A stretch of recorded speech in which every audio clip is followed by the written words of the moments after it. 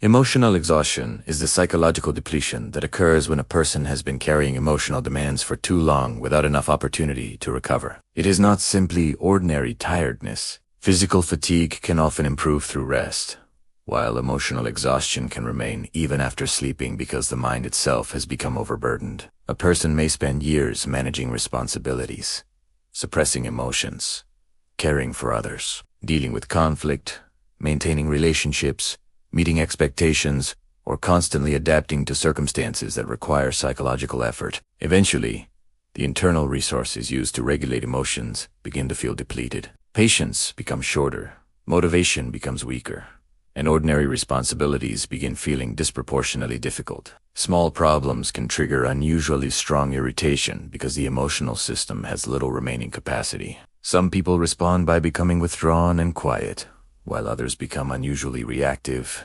detached, or indifferent. Emotional exhaustion can also produce a strange loss of emotional richness. Things that once created excitement may feel distant, while situations that once seemed manageable suddenly feel overwhelming. The person may continue functioning because responsibilities still exist, but functioning is no longer accompanied by emotional availability. They are completing tasks while internally operating on very little psychological energy. This is why emotional exhaustion is often invisible. Someone can appear productive, responsible, and composed while privately feeling completely depleted.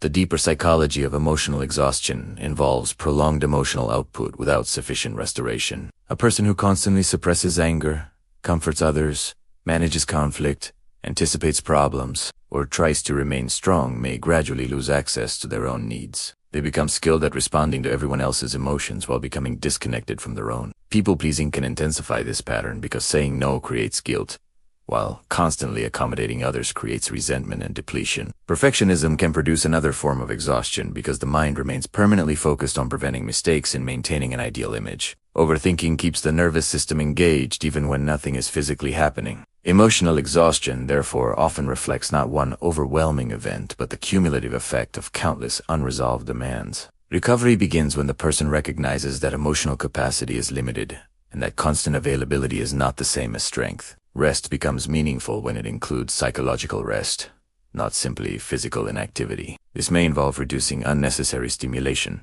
establishing boundaries, expressing suppressed emotions, reconnecting with meaningful activities, allowing imperfection, and creating periods in which nothing needs to be solved. The person may also need to examine the environments and relationships that continuously consume emotional energy without providing safety or reciprocity. Persistent exhaustion that significantly affects daily functioning can also warrant professional support, especially when it is accompanied by severe hopelessness, loss of interest, or major changes in sleep and functioning. The deepest lesson of emotional exhaustion is that resilience does not mean endlessly absorbing pressure without consequences. Even a strong mind can become depleted when it is forced to remain alert, responsible, available, and emotionally controlled for too long. Healing begins when survival mode is no longer mistaken for strength. Sometimes the most important psychological shift is realizing that you do not need to earn rest by becoming completely exhausted first. You are allowed to recover before there is nothing left to recover.